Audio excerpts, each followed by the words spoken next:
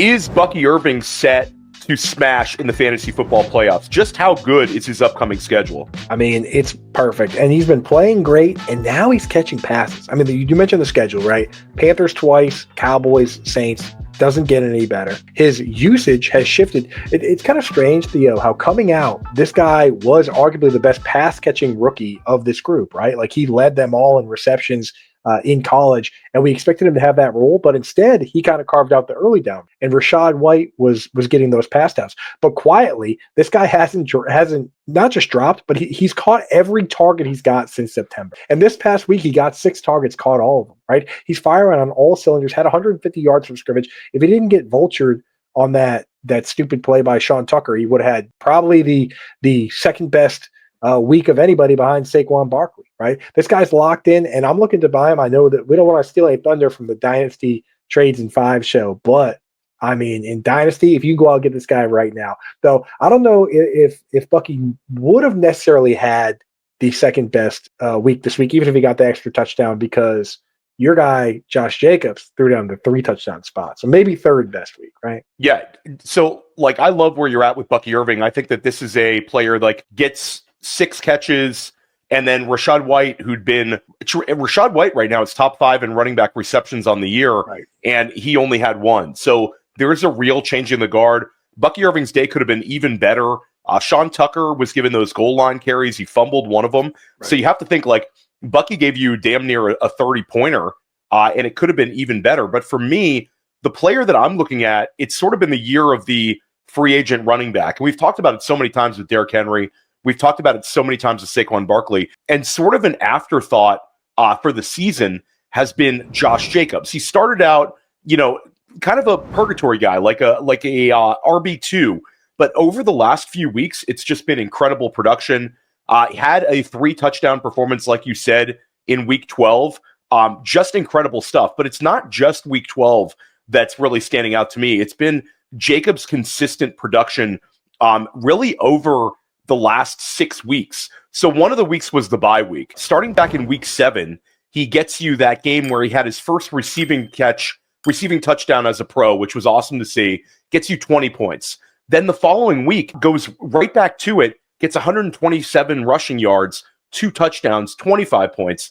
Week 9 was a quiet one. That was one where he had like 13 points, but not like a disaster. Then they come out of the bye, and coming out of the bye has just been even better. Week 11, he had 4 receptions and finished with another rushing touchdown, gets you 23.4 points. But then, like you said, against San Francisco, completely dominant. 26 carries was the most that he had since week 2, and he ends up with 28.6 PPR points. Like, to me, Josh Jacobs is trending up just at the right time. I love Josh Jacobs for the rest of the season. Yeah, I wrote an article this offseason where I was making the argument that Josh Jacobs should be drafted closer to guys like Jonathan Taylor and Saquon Barkley. Now, Saquon Barkley has obviously crushed this year, and he should have just say Jonathan Taylor, Coop. Just say Jonathan Taylor. Yeah. Well, the thing is, Barkley should be drafted higher than where he was drafted. So you know Barkley what I mean? It's like, Barkley. It's like, why not? Why shouldn't have this guy been a 2nd-round pick when those guys were 2nd-round picks? Obviously going at the swing or so. So I'm loving the Jacobs. I'm also loving what we're seeing out of a lot of tight ends have stepped up here. It's like every year we go through this all offseason. We're like, oh, there's going to be so many good tight ends. Then they disappoint us. And then as guys get injured and things kind of shift, then we get more guys that are sustainable, right? Like, you're getting by if you have guys like Zach Ertz, Jonnu Smith, Will Disley, Hunter Henry, but you're thriving if you have some of these top guys. If you have guys like Brock Bowers and George Kittle, and Trey McBride has absolutely been lighting it up lately, and that's in spite of not catching any touchdown passes. I mean, just this week, 12 catches on 15 targets, 133 yards. We thought that, Marvin Harrison Jr. was going to take a huge chunk. We thought that maybe Michael Wilson could do a little something. Honestly, both those guys are living in the shadow of this guy, Trey McBride. I mean, there are arguments to be made for a lot of different guys.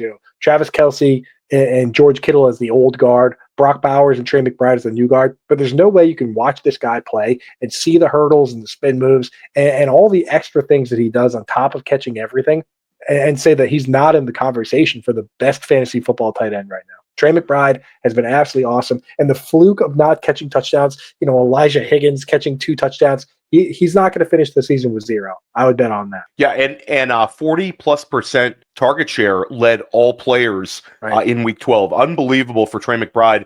And that was coming out of the bye week. So it's like, I always think they're telling us the truth with a lot of the usage coming out of the bye week. They really, really leaned into McBride. And for me, it's same game.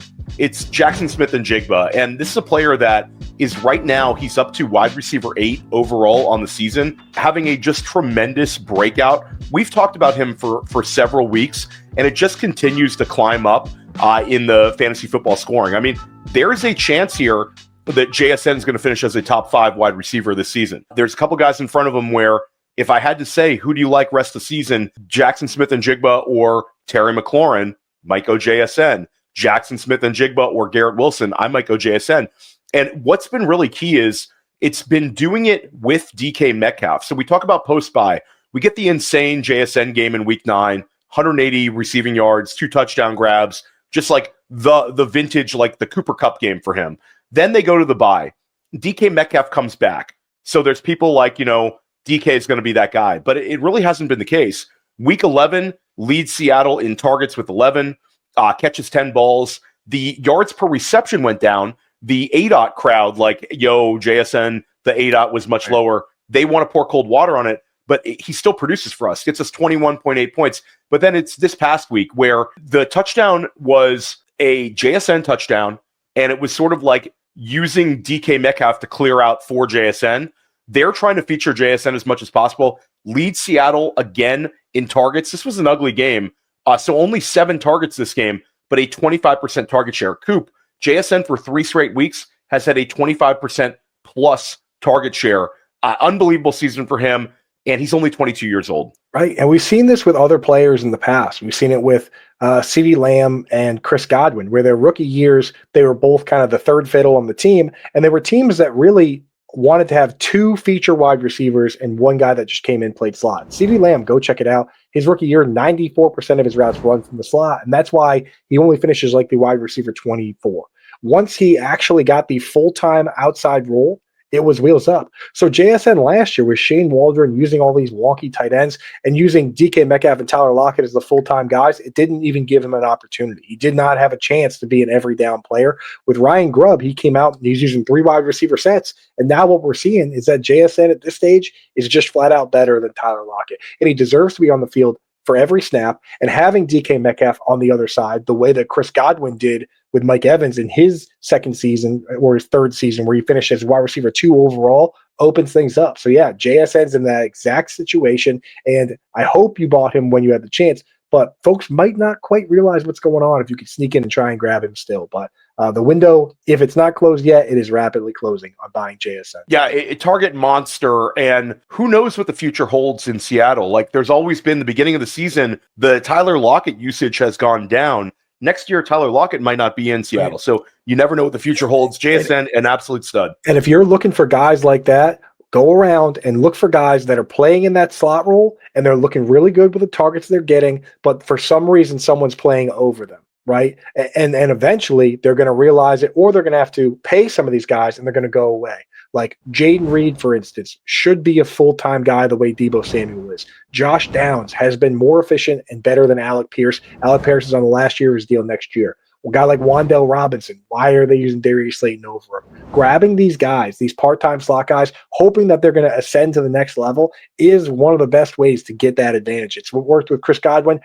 Some of these guys, maybe they get stuck and end up being the next Cole Beasley or Tyler Boyd, where they're just going to play slot. But even Tyler Boyd had a couple seasons there where he was an every down player, had back-to-back 1,000-yard seasons. So I'm looking at all these guys that we love the talent and they're not getting the snaps, and I'm saying, what happens when they get more snaps? We love guys who earn targets, and we also love giving out hammer plays. We're going to skip the trade recommendations. We're in week 13. Your league is probably not trading. And Coop already gave you the little bonus dynasty trade. Go get yourself some Bucky Irving.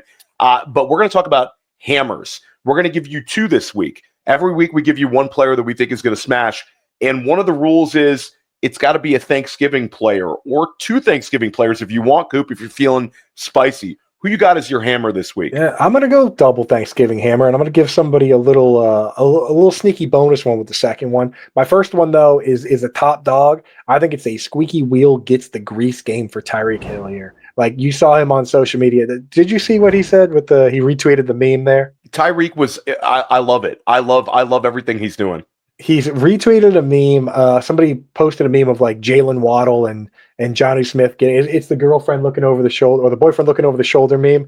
And he said, yeah, I was thinking the same thing. Like I'm thinking, where are Tyreek's targets? Jair Alexander is dealing with a knee injury that turns out to be a torn PCL, so he's unlikely to go.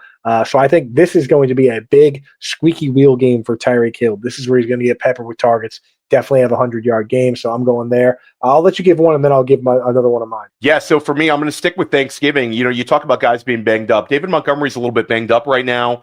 I think it's going to be a Jahmyr Gibbs game. Like, Chicago defense is an absolute unit, and Chicago's had back-to-back weeks where it could have gone their way.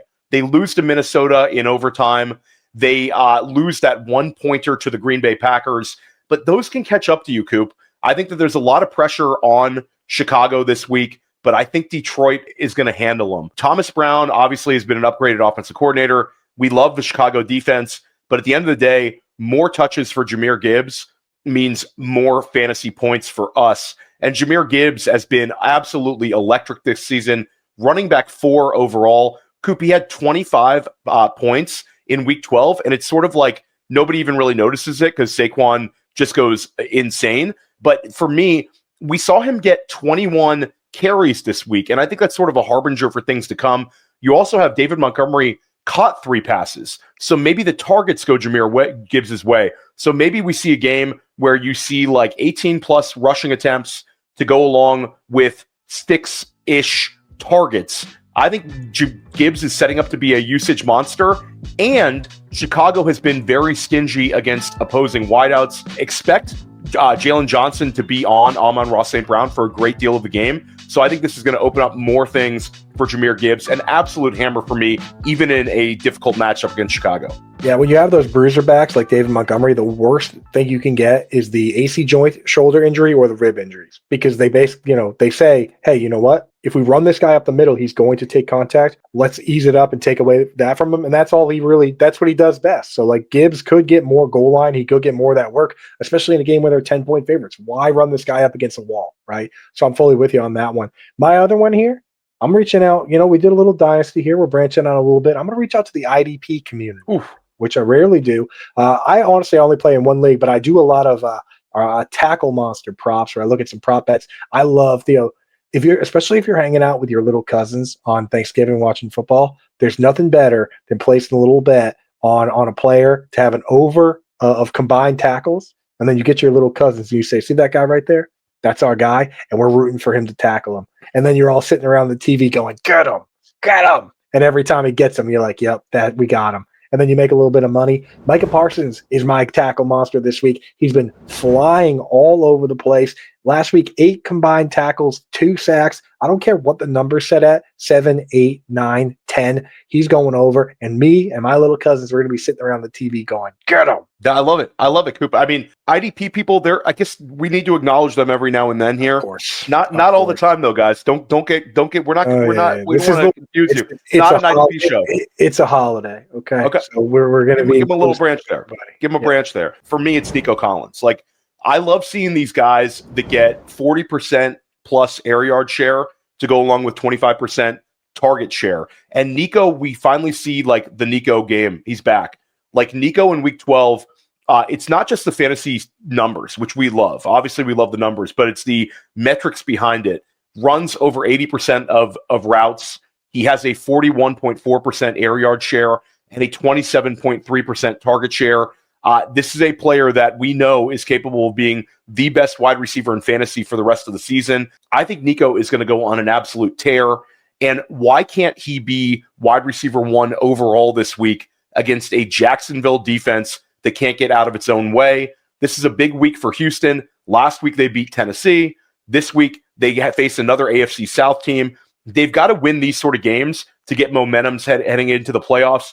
Jacksonville is a dead man walking coach. this is a game that's setting up for Nico Collins. I love Nico in a smash spot. Yeah, absolutely. I mean, he has a tendency to break off big plays, so why wouldn't he do so this week against Jacksonville, whose safeties have had a hard time? Close it out here. You're 101 for Thanksgiving foods. That's tough because if I'm doing a draft, you probably got to take something like turkey, but you can go 1A and 1B. You can give 2 here. Well, the thing is, you're at the turn. I have to get my guy. That's the thing. So even at 101, I might still just take stuffing. There's something about that stuffing and that gravy where if I had to pick between the turkey and the stuffing, give me the stuffing. And I feel like a lot of people out there are lying to themselves. They say they prefer anything over that. So stuffing for me, 101. What about you? I'll also throw a caveat with stuffing. It depends on who makes the stuffing. It depends on who makes the stuffing because you get the stuffing is like mashed potatoes are somewhat similar in everyone's home. Certain dishes are going to be similar in everyone's home, right? But you go to the wrong house on Thanksgiving, the wrong stuffing completely changes the experience. Are you in the? I'm in and out. Like I don't discriminate. That's why I can go 101. Is that I'm just a big stuffing dog, dude. You can make one of those fake ones out of like a bag. I don't care, dude. With enough gravy, I'm flying. I'm living. You get the regional stuffings too. You got to go around the country. It's a little different. The bird's the same for most. Maybe a Cajun turkey in certain parts of the country, but fried turkey. But I love this. This is New England at my mom's house, so you can expect everything to be banging. I believe it too. You guys do it right. You guys were like the originators. So we get our like hats with the belt buckles out. Everyone's got them here in New England. So yeah, you guys just walk around the street in pilgrim hats in Massachusetts. I know that's how it is. That's how you roll. For me, I'll go a little bit off the cuff. I enjoy sweet potato. I like a healthy sweet potato all year, like a baked sweet potato if I'm trying to eat healthy. Right. But when it comes to Thanksgiving, I like the one with a little bit of marshmallows on top, maybe some nuts, a little sweet, like delicious. You do. So I always enjoy that. I enjoy that dish. You do sweet potato right. It's practically a dessert on Thanksgiving. That's right. It's an extra dessert, and who doesn't love it? Happy Thanksgiving. We'll be back with you in week 14. And make sure you're checking out those bye weeks. Don't let the bye weeks catch up to you. Week 14, you got 6 teams on bye week. We'll see you soon.